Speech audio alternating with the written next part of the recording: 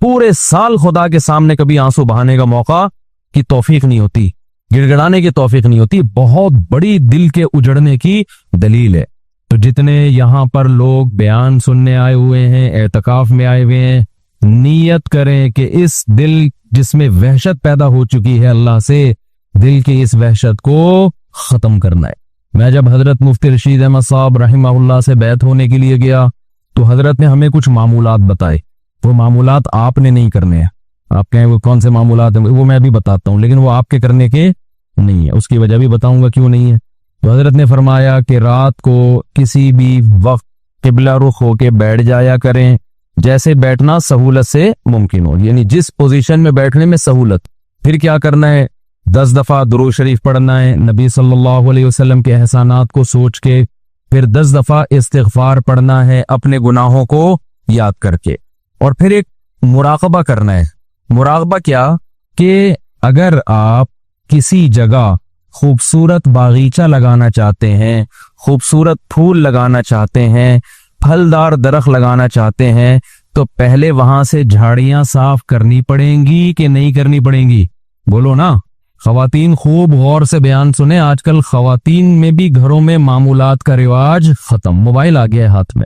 हम अपनी दादियों नानियों को देखते थे, मुसल्ले से मोहब्बत थी उनको। आज हम असर के बाद ना बात कर रहे थे कि फिटनेस, फिजिकल फिटनेस की ना, मुझसे अक्सर लोग आके पूछते ना आप इतने बारीक क्यों है? ठीक है, तो मैं तो कोई खास कोई बहुत ज्यादा एक्सरसाइज है, पराठे वराठे पड़ता रहता हूँ। तो मैं बता रहा था कि पहले जमाने के लोग तो कोई ट्रेनिंग नहीं थी, कोई फिजिकल फिटनेस की चीजें नहीं थी, फिर भी फिट थे।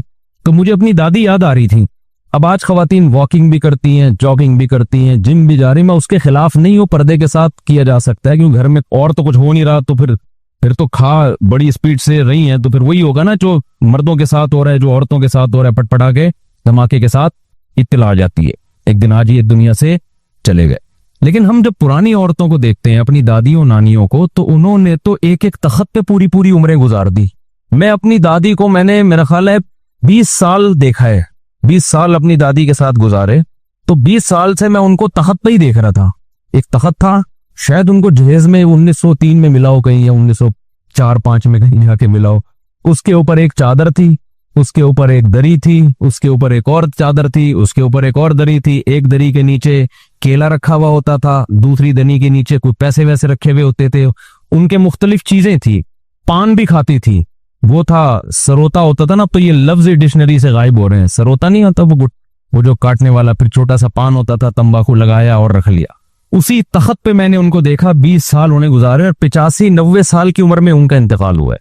ना कोई वॉकिंग थी, ना कोई जॉगिंग थी, नमाज, तस्बीहात, थोड़ा बहुत गीबतों में टाइम गुजरता था। अल्लाह माफ फरमाए, वो गलत था। ज्यादा टाइम किस में गुजरता था? नमाज में। रोजे रखती थी शव्वाल के, रमजान में कई कई कुरान खत्म हो जाते थे, हालांकि नजर कमजोर हो गई थी, इतने मोटे मोटे चश्मे लगा के कुरान पढ़े जा रहे हैं। मैं हैरान हूं, आजकल उम्रें कितनी छोटी हो गई हैं। बात क्या है भाई, किसी न किसी दर्जे में अल्लाह से ताल्लुक था। टेंशनें नहीं थी, डिप्रेशन नहीं थी जो ये है।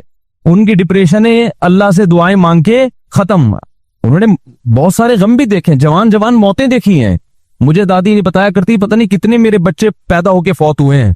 आज औरत का एक बच्चा फौत हो जाए ना, इतना शोर शराबा, इतना रोना पीटना चीखना के शोहर का दिल करता है कि वो भी फौत हो जाए। इतनी टेंशन होती है उसको। गमों का बर्दाश्त करना और बर्दाश्त करने की ताकत और कुव्वत खत्म, क्योंकि अल्लाह से ताल्लुक क्या हो गया है? खत्म। पहले बड़े आराम से एक जुमला, भाई मा कद्दर अल्लाह, ये दिया, ये औलाद दी अल्लाह ने, लेने वाला कौन है? वो भी अल्लाह, उसकी मर्जी ले ली। थोड़ा बहुत रोए, उसके बाद नॉर्मल। तो वो मैं वाकया सुना रहा था ना, हमारे हजरत फरमाया करते थे कि ये सोचा करें, 10 दफा दुरूद शरीफ पढ़ा, 10 दफा इस्तिगफार, उसके बाद थोड़ी देर मुराकबा। मुराकबा वो नहीं जो मुराकबे सेंटर खुले हुए हैं, वो टोपी ड्रामा पता नहीं क्या क्या घुमा रहे होते हैं, कोई कश परामद वगैरह चीजें दिखा रहे होते हैं। मुराकबा का मतलब इसका इस्तेहजार करें। एक मिसाल सोचें कि जब किसान को कोई खूबसूरत बागीचा लगाना होता है तो पहले जमीन से झाड़ियां और कांटेदार पौधे साफ करता है। ऐसे ही नहीं लाके काश्तकारी कर दी जाती अच्छी चीजों के लिए। झाड़ियां और खारदार पौधे लगाने के लिए ट्रैक्टर चलाने की जरूरत नहीं है, वो खुद ब खुद उग जाते हैं। सेब, अनार, अंगूर, नाशपाती, गंदम, चावल, ये चीजें लगाने के लिए क्या चाहिए? जल्दी जल्दी में मुख्तसर बयान करने का मेरा इरादा है, इधर आप मेरा साथ दें ताकि बात बैठ जाए दिमाग के अंदर। तो ये चीजें लगाने के लिए क्या चाहिए भाई? पहले झाड़ियां साफ की जाएंगी, उसके बाद फूल लगते हैं।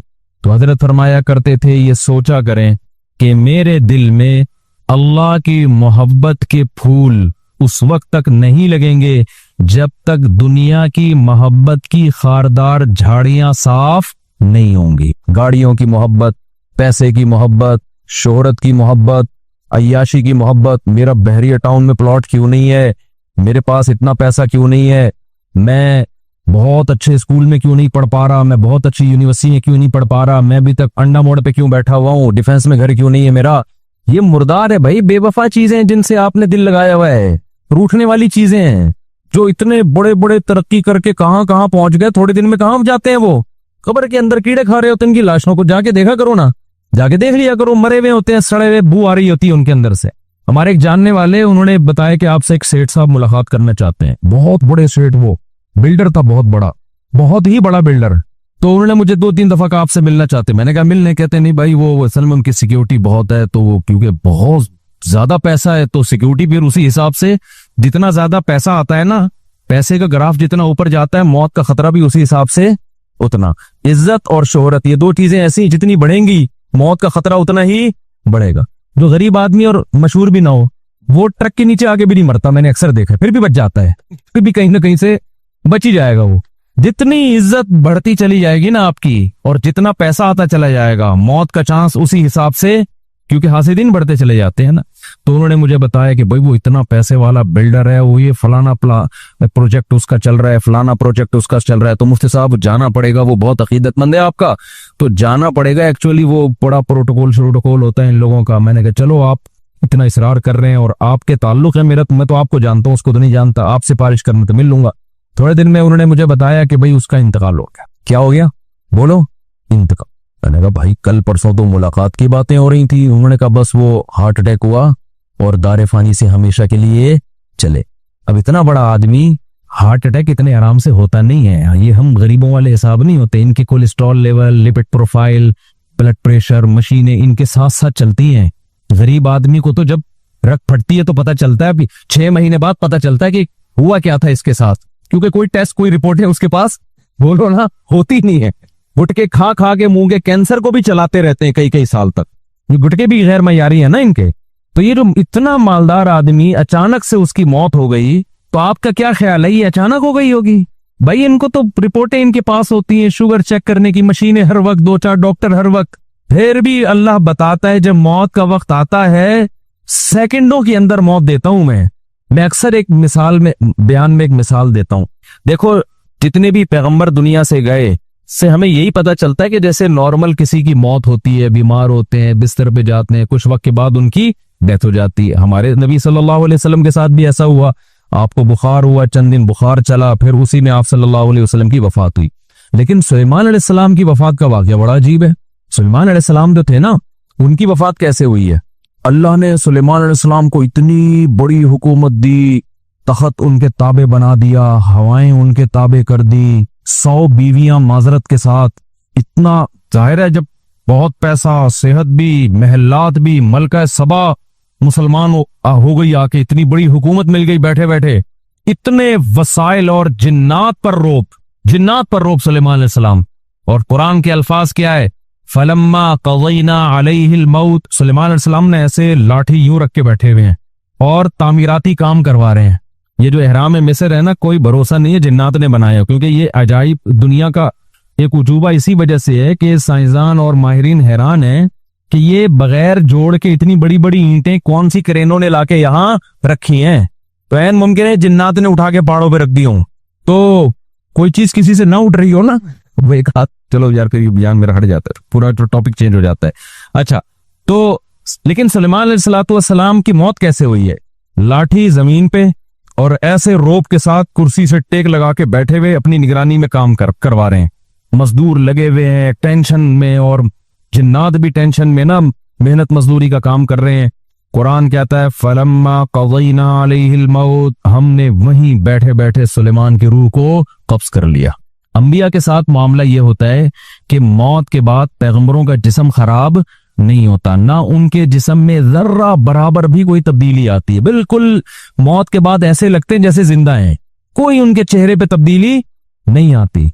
हजारों साल गुजर जाएं, लाखों साल गुजर जाएं, अल्लाह ने पैगंबरों के जिस्मों पे ना, मिट्टी पे पैगंबरों के जिस्मों को हराम कर दिया है। तो अब सुलेमान सलाम ऐसे बैठे हुए हैं और आपकी मौत वाक़ई हो गई। जिन्नात लगे हुए हैं कि वो समझ रहे हैं कि ये क्या है, जिंदा है।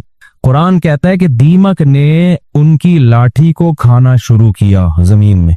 दाब्बतुल अर्दी ताकुलु मिन साता, वो जमीन का कीड़ा जो था ना, वो खाते खाते जब वो बैलेंस आउट हुआ तो सुलेमान सलाम धड़ाम से जमीन पे गिरे हैं। तबय्यनतिल जिन, जिन्नात को पता चला ओ भाई ये क्या हो गया। अब सवाल पैदा होता है, ए अल्लाह तेरे इतने महबूब पैगंबर जिनकी तू इतनी तारीफें कर रहा है और तूने उनको दुनिया में ऐसी हुकूमत दी, कुरान कहता है कि ना उनसे पहले ऐसी हुकूमत किसी को मिली ना उनके बाद मिलेगी ऐसी हुकूमत।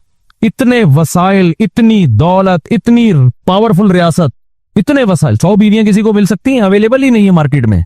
मिल सकती हैं क्या? है भाई, लोग एक एक के लिए कंवारे छड़े छाट तरसते फिर रहे हैं बेचारे, और मेरा खून पीते आके कोई रिश्ता बता दे। तो मैं कहता हूं या तो रिश्ता आएगा, नहीं तो सबर करो फिर फरिश्ता आएगा।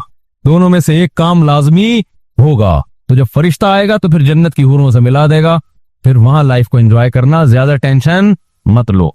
तो ऐसा किया क्यों अल्लाह ने सुलेमान अलैहिस्सलाम के साथ? क्या हिकमत थी इसमें?